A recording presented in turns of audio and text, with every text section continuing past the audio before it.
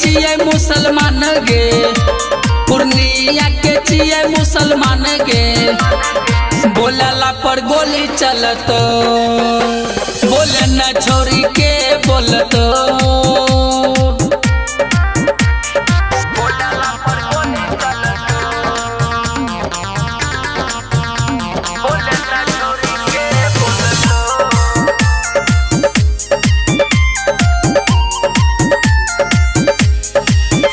आगे लाठी तलवार फरसा, आगे बनल रहे छो हरदम। आगे लाठी तलवार फरसा, आगे बनल रहे छो हरदम। आगे डर जिला प्रशासन, आगे डर जिला प्रशासन।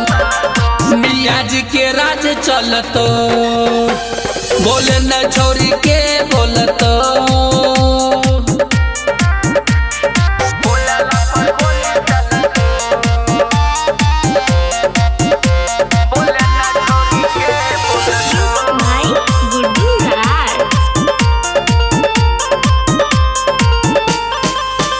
अहो हमरा पचल छ भैया, अहो 17 गो मर्डर केस।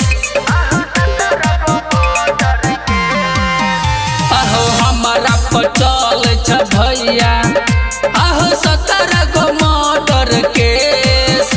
आगे अंजुम सबन सजाद पर, ना बाप को सर्दी जाना पर।